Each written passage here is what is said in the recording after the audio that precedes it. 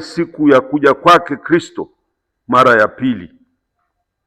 Hata mwana yeye mwenyewe Yesu hajui siku hiyo. Je, ni kweli Kristo mwana wa Mungu hajui hiyo siku ya mwisho? Kama aliwaficha mitume ni kwa sababu gani? Huyo ameshajibu swali hilo nusu. Amejibu, alijua, labda ameshasikia kwamba sio kila kitu Yesu aliweka wazi kwa wanafunzi wake, na mara nyingine aliwaambia hamstahili sasa, hamtastahimili hayo niwaeleze yote, hamtastahimili. Roho Mtakatifu atawafunulia pole pole, maana mambo mengine ni makubwa kiasi kwamba hata mnaweza kuchanganyikiwa kujua yote. You can't now. Yesu aliwaambia mara kadhaa. Na leo katika injili ya leo, labda nisome pale injili ya leo, tukisoma ni injili ya leo, hapana, ni Matendo ya Mitume, somo la Mitume sura ya kwanza aya ya 6 na kuendelea. Basi mitume walipokutana pamoja na Yesu walimuuliza, je, Bwana, wakati huu ndipo utakaporudisha ule ufalme kwa Israeli? Lakini Yesu akawaambia, nyakati na majira ya mambo haya viko chini ya mamlaka ya Baba yangu, wala si shauri lenu kujua yatakuwa lini. Lakini wakati Roho Mtakatifu atakapowashukieni ninyi, mtapokea nguvu, na mtakuwa mashahidi wangu katika Yerusalemu, katika nchi yote ya Yudea na Samaria, na hata miisho ya dunia. Asante, inatosha. Hapo anajibu yale yale aliyojibu katika injili ya Marko sura ile ya 13 aya 32. Anawaambia mitume ambao walimuuliza, sasa Bwana, ndio unadhihirisha ufalme, unatudhihirishia ufalme? Akawajibu, si shauri lenu kujua nyakati kamili alizoweka Baba kwa uwezo wake, lakini mtapokea Roho Mtakatifu atakayewashukia, na mtakuwa mashahidi wangu Yerusalemu na katika nchi yote ya Yudea, Samaria na hata mwisho wa dunia, au mwisho wa nyakati. Sio kila kitu Yesu aliwaambia, na sio kila kitu walikuwa na uwezo wa kuelewa, kuelewa. Na kwa hiyo kuna vitu ambavyo hakuwaambia, sio yote aliyowaambia. Na hata walipomuuliza sasa ni siku gani atakuja, atarudi, au ni siku gani au ni lini itakuwa mwisho wa dunia, hakutaka kuwaambia hayo. Kwa kuwaambia tu, unajua sasa kuna wakati nimejibu hapa. Niliwahi kujibu swali hili, sio mara ya kwanza, si mara ngapi nimeulizwa. Mitume walikuwa na Yesu, labda walikuwa wanachoma nyama choma pale au nini, na kusipu divai kidogo, mambo yalikuwa anawafundisha. Mara nyingi Yesu alikaa nao nyumbani, jioni, usiku, mara nyingine mpaka wanaishia usingizini na yeye anaenda kusali labda milimani. Ilikuwa ni sio mara chache, mara kadhaa alikuwa anafanya hivyo. Sasa hapo anamuuliza sasa, hata kwenye chumba, hasa Marko ana tabia ya kuwaseti apart. Unajua hiyo, Marko alikuwa katika injili yake, Yesu aliwapeleka mitume wake mara kadhaa pembeni kuwafafanulia zaidi. Sio kila kitu alifundisha hadharani, aliwafundisha pembeni, kwa kuwa wao wanaelewa zaidi kuliko kulesema hadharani. Wengine hawana misingi yoyote, yeye ameshawajengea msingi na alijua wanajua nini na wana uwezo gani. Kwa hiyo alipeleka pembeni, anawafafanulia upya. Na injili ya Marko ndivyo imejengwa, the messianic Christ, ndio tunaita secrecy. Kumbe sawa. Sasa katika hayo Yesu walimuuliza Bwana maswali ya ndani zaidi, na mojawapo ni hili. Muuliza Bwana, sasa siku hiyo umezungumzia pale juu ya mwisho wa dunia, wewe tueleze sasa ni lini? Yesu akamwambia, sasa hapa ninatoa mfano. Ukiwa na wanafunzi wako na hutaki kueleza mambo fulani, you don't show it, uelezi, uonyeshi, una namna ya kujibu. Hata mtoto wako, maswali yetu ya utoto sitaki kuyarudia hapa, ambapo tunauliza mama au baba, mtoto ametoka wapi, nini, maswali kama hayo.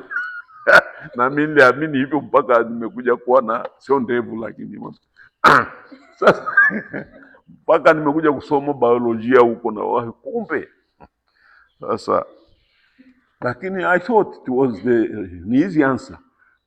Sasa mimi nimesema mara kadhaa katika Injili hatuoni Yesu alikuwa anaonyesha uso gani. Tunaita temperament, his feelings, they are not expressed in the gospel. Mara nyingine unajua tunaweza kumsoma mtu, hasa wakina mama ni very strong in that. Wanaume wako kama tuna matatizo yani. Hatuwezi kumsoma mtu bila hata kusema. Mwana mama au mama yangu tu, Mungu amrehemu, alikuwa anakuja tu ananiangalia, wewe ujanywa hata chai leo. Unajuaje? Huko parokiani naona umetoka huko vivi tu. Chukua chai hapo mezani kwa thermos na mkate huko hapo au kichochote, sijui ni mihogo kwetu hamna, watu naiogopa sana. Like naam. Sasa hiyo unaleta ile lugha ile. Shiro ni chakula cha kinachopikwa na maharage, haki. Ndizi na maharage. Sasa anaweka pale, anakupa, lakini kumwambia kwamba una njaa ni yeye mwenyewe anagundua kwa kuangalia, kwa kusoma, kwa kuangalia. Ukiwa mgonjwa anaweza kukuambia wewe hali yako si nzuri, tena hangaika sana, kwa namna yao, feelings zao. Sasa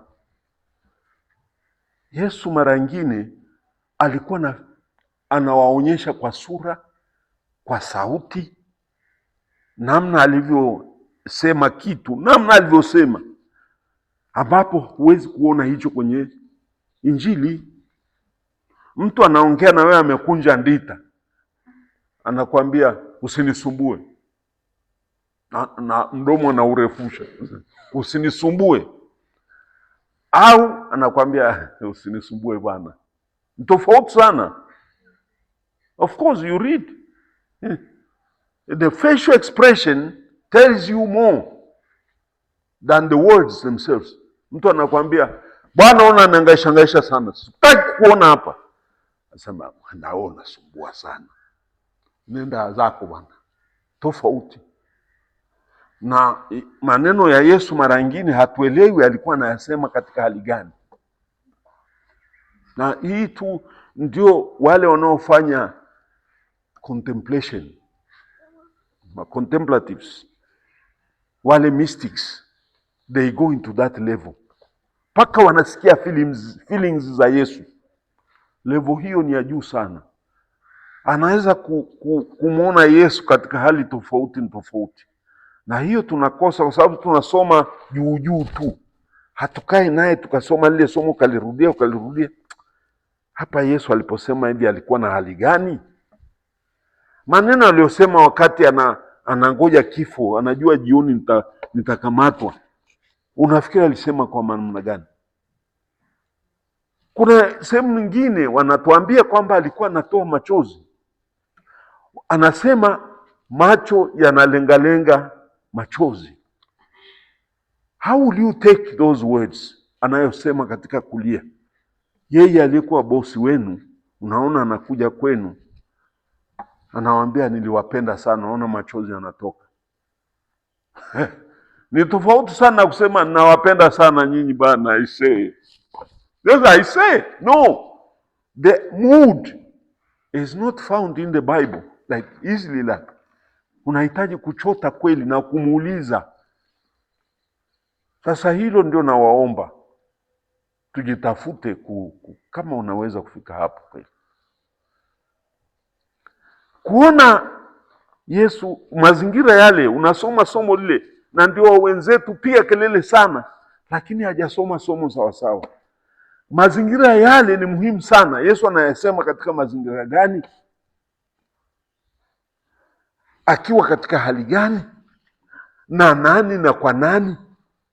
Na yule mtu anamuuliza katika hali gani? Haya ni maswali ambayo sisi tunaosoma Biblia mara tunajiuliza. Kabla ya kujibu lolote najiuliza mara nyingi. Na ndio tunawa encourage ndugu zangu, ingawa hawanielewi, kujua mood. Ndio maana kanisa lilituambia turudi kwenye mazingira ya Yesu, sio mazingira yako. Yesu amesema hivi, salini. Kweli?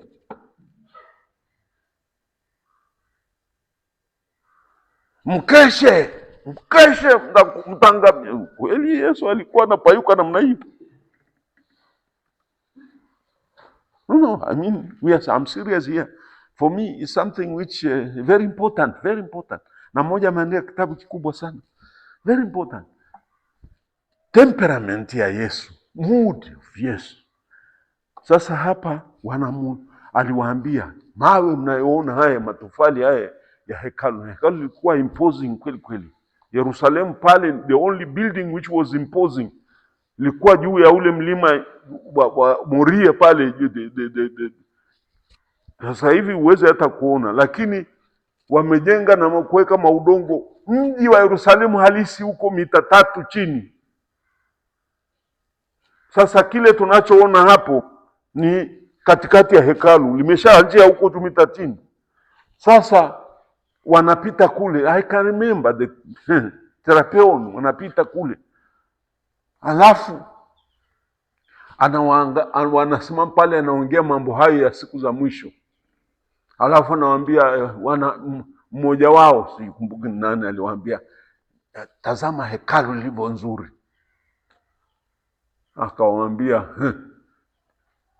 mimi nawaambieni siku zinakuja hakuna jiwe litakalosalia jiwe lingine. The reaction, kitu imposing kama hapo Dar es Salaam kuna majengo makubwa pale siku hizi. Tena kuna moja wanajenga litakuwa kubwa kuliko yote. Siku hiyo jamaa kampuni fulani na jengo litakuwa ghorofa sijui 60 ngapi, kubwa sana. Sasa majengo kama hayo unafika pale, na nimeshafika kule. Kwa mfano ile jengo liloko huko Dubai, Burj, unafika pale unakuwa kama sisimizi. Lina ghorofa 173. Can imagine nini? Yaani huwezi kupiga picha kwa sababu alipigiki. Utapiga picha, utapiga kwenye mlango wa kwanza. Na mimi nilitaka kupiga picha, nikachukua kamera, nikamwambia mwenzangu, Mike, kamera yangu hovyo, hebu leta ya kwako. Akaniambia sioni kitu. Haiwezekani. Wote tunapigaje picha? Unapiga picha kwa kwenda kwa ofisi, wana ofisi pale, unalipa. Unaambiwa sasa ukakae mahali, anatoka jamaa na kuambia simama hapa. Satellite napiga. By satellite only unaweza kupiga picha na ile jengo hilo la Burj. Yani Burj Khalifa. Unapopiga ile ndio unaweza, alafu anakuja kwenye computer machine kule ndani na atoa ile picha. Unajiona hapa, unasema kweli ni hapa.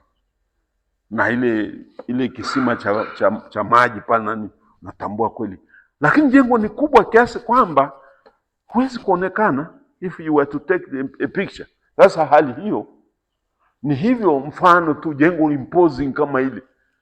Ukipanda juu kule, ukiangalia chini, mtu anaendesha kipikipiki au hakionekani. Ni juu sana. Sasa maana fika kwenye mawingu kule. Sasa wale wa mitume walikuwa wanashangaa ile hekalu. Very important. Herode alilitoa impression ili kupata urafiki na Wayahudi, sababu yeye alikuwa ni mpagani. Sasa kajenga kitu Wayahudi wamkubali, akadecorate nini. Sasa mitume unapita pale, I say, naona hii Yesu, unaona Yesu anaangalia, anasema, sasa reaction yake sijui, you can imagine ni wewe mwenyewe reaction ya Yesu. Akawaambia, hii kitu mnaona hii baada ya muda mfupi hakuna jiwe litabaki juu ya jiwe lingine. Utaonaje? Unamshangaa. Sasa alisema kwa namna gani? Alikuwa na hali gani?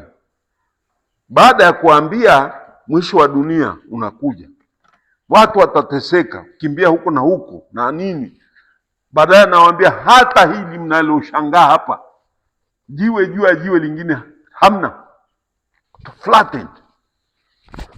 Sasa mwisho wa namna hii. Sasa namna alivyowaambia. Sasa hapa pia, sasa baada ya kusema maneno hayo, anawaambia wengine watatokeza huko, watasema Kristo, mimi ni Kristo, kama wanavyofanya sasa hivi, na kujiita mimi Kristo nimekuja. Ambia muwe macho na watu wa namna hiyo, na angalieni aliyoko shambani asirudi. Kwa inatisha. Au anawaambia kwa mudi gani? Hata yuko kwenye hali gani? Wanawake wawili wanakuwa wanatwanga, mmoja wako kitandani, mmoja. How was he saying this? Unafikiri alikuwa anasema kwa mchezo? Sasa katika mazungumzo hayo ya siku za mwisho, mitume wanamuuliza sasa, kama yanakuwa hivyo hasi, sasa Yesu unatutisha sana. They were friends. Anatutisha. Sasa wewe huwezi kutuambia ni lini yanatokea hayo? Wao nafikiri aliwajibuje? Hakutaka waambie. Hakutaka kuambia. Sasa ukitaka kuto kumwambia mtu kitu, au mtoto mdogo anakuuliza swali ambalo linazidi pengine litamharibu, unamjibuje? Unamjibu labda kwa kucheka kidogo ili aelewe umekataa kumwambia. Si? Anaweza kutabasamu au kwa namna fulani ya kuangalia. Ndio nawaambieni. Mimi sijui. Watasema hajui kweli. I hope you understand me. Anakuambia, ni lini nakuja mwalimu sasa? Anambia, hayo sijui, ni baba tu anajua. Unafikiri hajui? Hapana, anajua, ila hataki kuambia. Kwa hiyo Yesu mara nyingine hakuambia yote, na aliwaambia mambo mengine siwezi kuambia sasa. Aliweka wazi kwa sababu hamwezi kuhimili mambo hayo sasa hivi.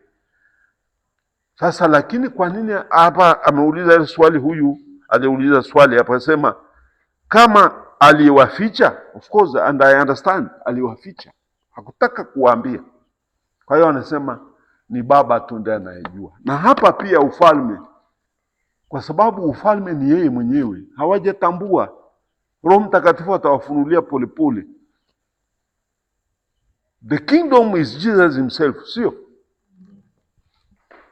Wale wa theolojia mjue hiyo. When you live in him, you live in the kingdom. Sasa aliwaambia kwenye mudi gani? Akamwambia, Bwana, sasa hii itatokea lini? Huwezi kutuambia ni lini? Akamwambia, mambo mimi sijui, baba tu anajua. Lakini anavyoangalia na kugeuza macho yake na labda tabasamu, you know he knows, but he doesn't want to tell us. Hataki kutuambia. Ili anauliza ile swali hapa, kwa nini amewaficha? Ndugu zangu, Mkristo hapaswi kuishi kwa hofu.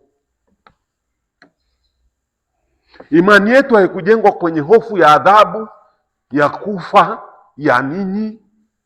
Hapana, tusijenge imani yetu au kumwabudu Kristo au kuja kanisani kwa sababu kuna adhabu au kuna vitisho. Yesu hakuja kutisha. No. He came to set us free, kutuweka huru. Kwa hiyo hakutaka waumini na mitume waishi kwa kuvizia.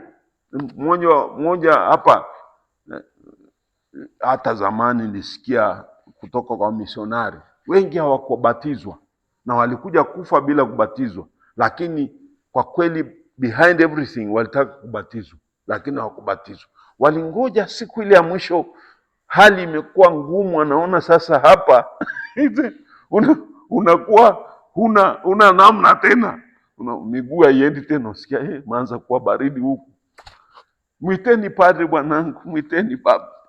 Wanageuza huku, wanageuza kule, mambo yameshakuwa mabaya, huwezi hata dawa kumeza tena, unaona saa imekwefa, ndio namuita, mwambieni padri nataka ubatizo. Hali imekuwa ngumu. Yesu hakutaka hilo, na tusiishi namna hiyo. Tusije kanisani kusali only when it is difficult.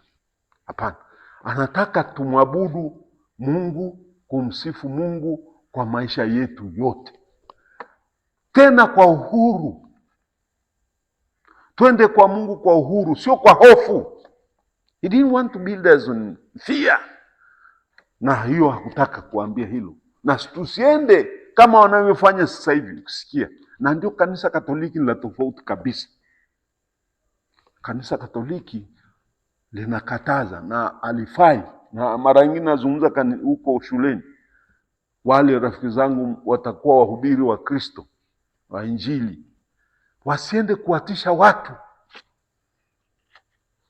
waaminishe watu, usipofanya hivi utakufa kesho, kuwapiza watu, kesho utakufa wewe, utaki kunitii utaona cha mtema kuni. Hiyo sio namna ya kuishi kama kiongozi wa imani Katoliki. Kanisa Katoliki linatuacha huru. Huwezi kusikia mahubiri ya kutishana kama wahubiri wa huko barabarani, wa sokoni, wanaosema kesho mwisho wa dunia, tubuni, kesho anakuja amenunua, amechukua panga sasa, kama Yohani Mbatizaji. Yohani Mbatizaji was also scandalized.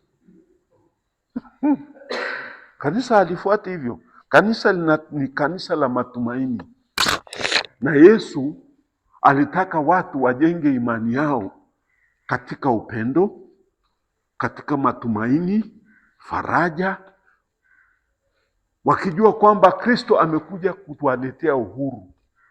We go to him in freedom. Na ndio maana amekufa msalabani. Angeweza kufa kwa namna nyingine. Why did he die on the cross? Nimeuliza ile swali na tumeshalijibu hapa mara kadhaa. Why the cross after all? God could have saved us in a different way. Angeweza kutuokoa kwa namna nyingine. Why did he choose the cross? Ile swali lilikuja last time, nilijibu hapa. Aliamua hivi ili tumwendee kwa uhuru.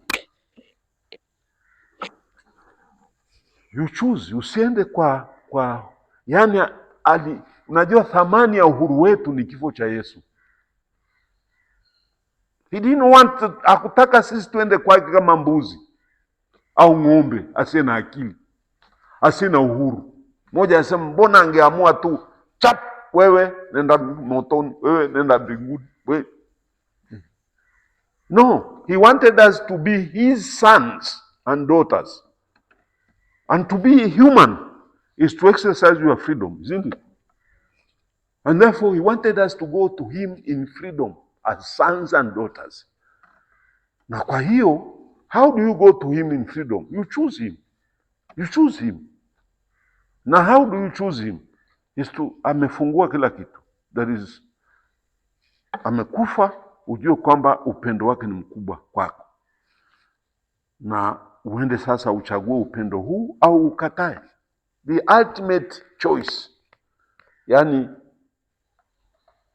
uamuzi wa mwisho ni mtu binafsi, sio kwa sababu amekutisha. Sasa hapa ni matisho, na Yesu hataki kutisha mtu. Anakupa warning, anakuambia bwana, kesheni, uwe macho. These things are coming, surely, yes, but I don't want you to stay there. Una kama mtu anayengoja, anavizia, ukishaona dalili hii tap, unageuka. Ulikuwa unaua watu, nasema ngoja mimi nitaendelea tu, bona ile dalili haijatokea. No, anataka you live in freedom, in love, in hope, na sio kwa hofu. Hakuja kututisha. Kwa mfano mtu anaishi tu kila siku anavizia, atatenda dhambi mpaka ile saa ya mwisho anaona hapa mambo yaendi tena, ndio anasema nimekuwa Mkristo. That is not true faith. That is not true love. Wewe unakuja unadanganya. Ukishaona sasa mambo yamekwenda mrama, yaende, unasema kwa kweli wewe rafiki yangu, na siku zote ulikuwa undermine, maana unamharibia mambo. Yesu anataka sisi tuende kwa Mungu, kwa Baba yetu, kama watoto wake wapendwa. Mtoto mpotevu hakupewa masharti. Yule mwana mpotevu hakupewa masharti, ni yeye alikumbuka baba anavyotendea watu kule nyumbani, na huku anakula makombo ya kitimoto. Akaona hali imekuwa ngumu, akaamua mwenyewe, in freedom he went back. That's what God is teaching us. Even na Luka ametupa hiyo mfano mzuri sana wa mtoto mpotevu. Hakuna aliyemthreaten, hakuna aliyemtishia yule mtoto, yule kijana, sio? Hao alitishiwa wapi? No. He went to the point kwamba hivi hapa nafanya ile pesa nilikuwa nayo, nilikuwa na milioni na bilioni kadhaa, billions. Zikaisha. Alafu akaona hata wale walikuwa marafiki zake wakamkwepa. Wakaenda wanasema akajisimika kwa jamaa mmoja alikuwa na mbiti moto nguruwe, akaenda kulisha kule. Akaona sasa hivi hawa nguruwe wanafaidi hapa. Akaanza kula hata yale makombo. Ni ngumu sana hadi hiyo. But the father never forced him to come back. Hakumpa vitisho. Alimpa kila kitu kwa upendo wa kibaba. But then he decided on his own. Alipoona hali imekuwa ngumu huko, akaamua kuja. Sasa angempa vigezo fulani, vile vigezo havingempa uhuru huo. Havingempa uhuru huo. Na kwa hiyo Yesu hapa alikataa kuwafunulia, sio kwamba hajui. Na hata huko kwenye hii Matendo ya Mitume hapo anawaambia, hakuwajibu pale, anasema Baba, mnatafuta nini? Hapa amesema, I like the language here. Anasema walikusanya, Bwana, je, wakati huu utautengeneza upya ufalme wa Israeli? Akawajibu, si shauri lenu. You see? Yeah, you should not inquire those things. Sio shauri lenu. Shauri la kujua nyakati za baba na nyakati, sio shauri lenu. Mnataka kama mmoja ni mgombeza darasani huko, sasa fadha utufundishe hili. Anambia pumbavu. Mmoja, wewe ulikuwa darasani huko? Hapana, sio darasani. Mmoja ananiambia sasa fundisha hiki. Ambia huyu anaenda wapi? Kumbe unajua nifundishe nini? You don't do that to the lecturer. Anajua kinachokufanya, unapaswa kufikia stage hii ili aongelee kitu kingine. Sasa wewe unakuja unaambia hii father sasa sasa ongea. Mimi nilishangaa sana. What insolence is that? Ni sio sawa sawa. Nilimgombeza, namwambia hata siku moja usifanye hivyo. Mwalimu anajua unajua nini na unahitaji kujua nini na ni wakati gani ujue, na hata nikufundisha sasa hivi hutaelewa sawa sawa kwa sababu huna msingi huu. So don't force things. Mara nyingine tuna arrogance ya pekee ya utoto, ni utoto, lakini I understood. Lakini kwa Yesu anawaambia si shauri lenu, Stanley, na hawakuuliza tena shika adabu, sio shauri lenu mambo haya. Badala yake akamwambia nitawapelekea Roho Mtakatifu. Huyo hakueleza zaidi pale. Roho Mtakatifu kazi yake nini? Atawafundisha. Na kwa hiyo Kanisa Katoliki linakupokea mapokeo kama chimbuko pia la mafundisho ya kanisa, kama msingi wa kanisa. Biblia au neno la Mungu na mapokeo, there are two pillars of our faith. Sawa sawa, au hamjui? Tuna misingi miwili ya imani yetu. Msingi wa kwanza ni hili neno, lakini sio neno tu, kwa sababu Roho Mtakatifu alituambia Yesu mwenyewe kwamba ataendelea kutufundisha. Kwa hiyo ufunuo ule positive ulishatolewa huu na ukafungwa, hakuna zaidi. Lakini ufafanuzi wa ufunuo huo unaendelea, Roho Mtakatifu anaendelea kutufundisha. Kwa hiyo ndio maana the magisterium of the church is as important, not in the equal basis, kama maandiko. Hatupuuzi. Nafikiri nimejibu. Kuna mtu mwenye swali kuhusu hilo? Naendelea.